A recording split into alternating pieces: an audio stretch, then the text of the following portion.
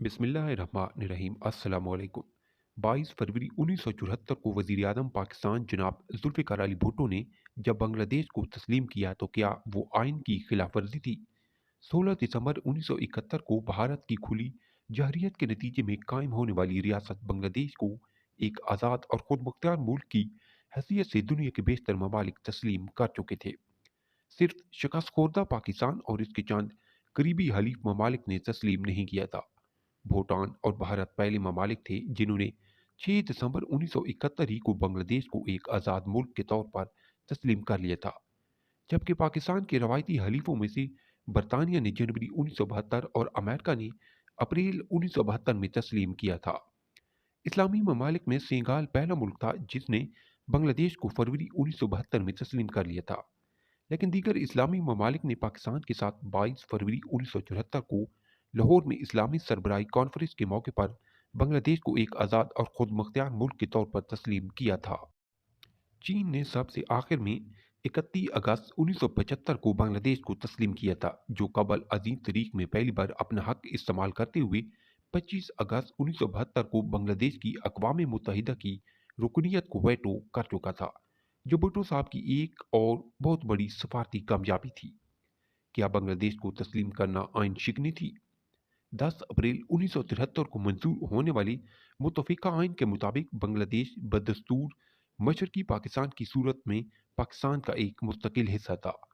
खुफिया कुव्वतों ने पूरा पूरा बंदोबस्त किया था कि पाकिस्तान में एक जमहूरी हुकूमत ना चल सके और ना ही वो एक मुतफ़िका आइन बना सके। इसलिए बांग्लादेश नामंजूर की तरह जज्बाती नारे लगाने वाले मुख्तलिफ प्रेशर ग्रुप्स की वजह से ये एक इंतहाई अहमकाना और गैर हकीकत पसंदाना आइनी शिक में शामिल की गई थी। ऐसे में किसी आइनी तरमीम के बगैर बांग्लादेश को एक अलग रियासत के तौर पर तस्लीम करना आइन शिकनी थी। भुट्टो साहब के पास 2/3 अक्सरियत थी। वो चाहते तो ताकत के बलबूते पर बआसानी ये आइनी तरमीम मंजूर करवा सकते थे, लेकिन ऐसा करने से इन पर यह इल्ज़ाम भी लग जाता कि ये सिर्फ उनका या इनकी पार्टी का फैसला है। उन्होंने इस मसला को जिस तरह से हल किया वो इन जैसा दूर अंदेज, ज़ीरिक और मामला फहम रहनुमा ही कर सकता था। जब भुट्टो ने फौजी शिकस्त को सियासी फतह में बदल दिया था, पाकिस्तानी अवाम के लिए उस वक्त सबसे बड़ा मसला जंगी कैदियों की रिहाई थी, लेकिन इसमें तखीर की वजह दुश्मन का यह मुतालबा था कि पाकिस्तान पहले बांग्लादेश को तस्लीम करे। भुट्टो साहब की एक और शानदार सिफारती कामयाबी मुआहदा शिमला 1972 था, जिसमें जहां भारत पाकिस्तान से कश्मीर पर कोई मुस्तकिल समझौता चाहता था, वहां बांग्लादेश को तस्लीम करने की शर्त पर 90,000 जंगी कैदियों को रिहा करना चाहता। लेकिन भुट्टो साहब ने कोई शर्त माने बगैर अपने मकबूजा इलाके वापस ले लिए थे। जंगी जराम के तहत किसी फौजी अफसर पर मुकदमा नहीं चलने दिया था, कश्मीर को एक मुतनाज़ा इलाका भी तस्लीम करवा लिया था और जंगी कैदियों की रिहाई पर किसी किस्म की कोई कमजोरी भी नहीं दिखाई थी।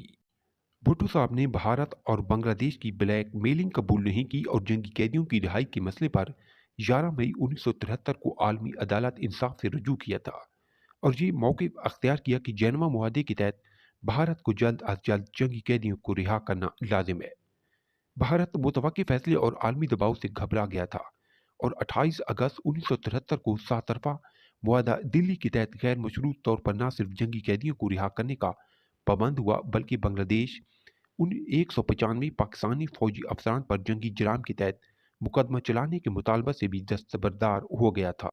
30 अप्रैल 1974 को पाकिस्तान की जंगी कैदियों का आखिरी काफिला भी वतन वापस पहुंच गया था। आईनी पाकिस्तान में पहली तरमीम मुआहदा शिमला 1972 के बाद मुआहदा दिल्ली 1973 में भी भुट्टो साहब की एक और बड़ी सियासी और सिफारती फतह थी, लेकिन अगला चैलेंज आइन शिकनी से बचना था। इस सिलसिले में 4 जुलाई 1973 को पाकिस्तान की तारीख में पहली बार किसी हाकिम वक्त की तरफ से सुप्रीम कोर्ट को इज्जत बख्शी गई थी और बांग्लादेश को तस्लीम करने की इजाज़त तलब की गई थी। 7 जुलाई 1973 को अदालत आलिया ने कौमी असम्बली को मतलूबा कानून साजी की इजाज़त दे दी थी। 10 जुलाई 1973 को पार्लियामेंट ने अक्सरियती फैसले से भुट्टो साहब को ये अख्तियार दे दिया था कि वो जब चाहें बांग्लादेश को तस्लीम कर सकते हैं। 23 अप्रैल 1974 को आइन में पहली तरमीम इस ज़मन में हुई थी कि जिसकी मुखालिफ में कोई वोट नहीं आया था, लेकिन 13 अरकान ने राय शुमारी में हिस्सा नहीं लिया था। सेनेट में भी 25 वोट हक में और सिर्फ 2 वोट مخالفت میں آئے تھے۔ اس طرح ذوالفقار علی بھٹو جیسی عظیم المرتبت ہستی نے قواعد اور ضوابط کے احترام اور الجھے ہوئے مسائل کو سلجھانے کی جو شاندار جمہوری روایت قائم کی تھی، وہ اپنی مثال آپ تھی۔